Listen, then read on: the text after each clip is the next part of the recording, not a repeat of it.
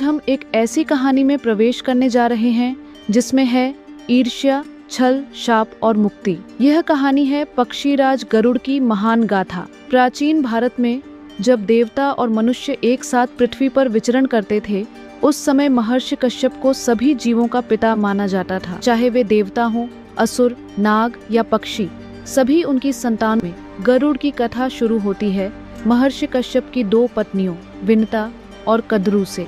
एक दिन महर्षि कश्यप ने दोनों को बुलाकर कहा, मैं एक यज्ञ करने जा रहा हूँ जिससे तुम्हें संतान प्राप्त होगी। पहले उन्होंने कद्रू से पूछा, तुम्हें कितने पुत्र चाहिए?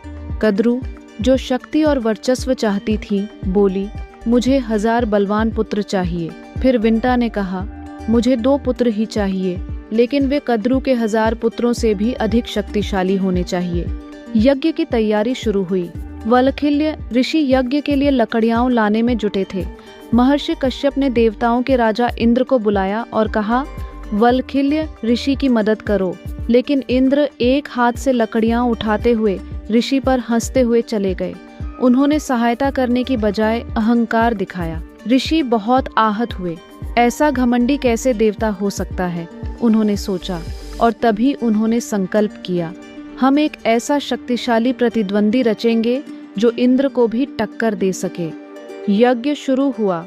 कद्रू को 1000 अंडे मिले, जिन्हें उसने गुनगुने पानी से भरे पात्र में रखकर संभाल कर रखा।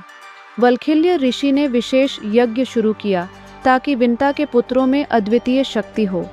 कश्यप ने भी ऋषि से आग्रह किया कि वे इस यज्ञ में अपने मंत्रों से शक्ति प्रदान करें। ऋषियों ने अपने तप, मंत्रों और संकल्प से एक ऐसा प्राणी रचा जो इंद्र से भी महान हो।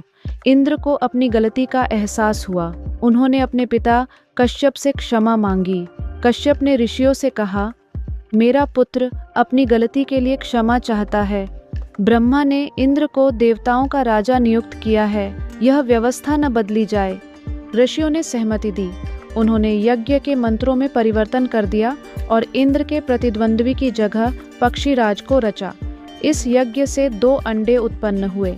महर्षि कश्यप ने उन अंडों को विनता को सौंपते हुए कहा, धैर्य रखना और अधीर मत होना। कद्रू के 1000 अंडे फूट गए और उसमें से 1000 नाग जन्मे। कद्रू अपने नाग पुत्रों के साथ खेलती रही, जबकि विनता के अंडे अभी भी बिना फूटे पड़े थे। कद्रू व्यंग्य करते हुए बोली, शायद तुम्हारे अंडों से कोई जन्म ही नहीं लेगा। लगता है तुम्हारा यज्ञ सफल नहीं हुआ, या तुमने उन्हें ठीक से नहीं संभाला। विनता दुखी हुई और अधीर होकर एक अंडा तोड़ दिया। उस अंडे से सुनहरे रंग का एक अर्धजन्मा शिशु अरुणा पैदा हुआ है। अरुण ने क्रोधित होकर कहा, माँ, तुमने मुझे अधूरा जन्म दिया, इसलिए तुम्हें जीवन भर दासी बनकर रहना होगा।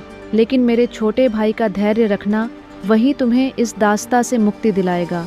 यह कहकर कि अरुणा दिव्य आकाश में उड़ गया, देवताओं ने उसे सूर्य देव का रथ चलाने वाला सारथी बनाया।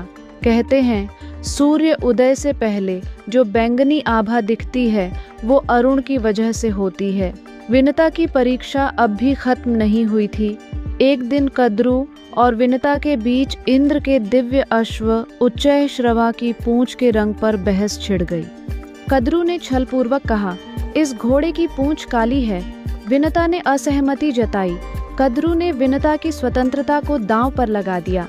कद्रू ने अपने नाग पुत्रों से कहा, घोड़े की पूंछ पर लिपट जाओ ताकि वह काली दिखे। विनता छल की शिकार हुई और शर्त हार गई। वह कद्रू की दासी बन गई। उसे नहीं पता था, बहुत जल्द उसका पुत्र गरुड़ जन्म लेकर उसे इस बंधन से मुक्त करेगा। विनता का दूसरा अंडा फूटा। उससे जन्म हुआ एक अत्यंत दिव्य प्राणी का, आधा पक्षी आधा मानव। वह था गरुड़। उसकी चमक ने देवताओं को भी चकित कर दिया। उसने आकाश गूंजा देने वाली गर्जना की। गरुड़ कोई साधारण प्राणी नहीं था।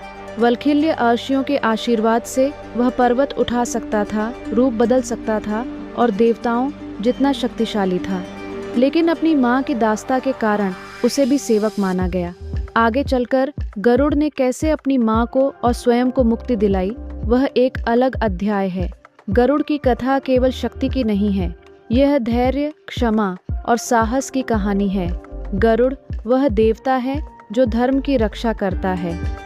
सब्सक्राइब बटन दबाएं और हिंदू धर्म से संबंधित अतीत, वर्तमान और भविष्य की और भी रोचक कहानियों के लिए जुड़े रहें।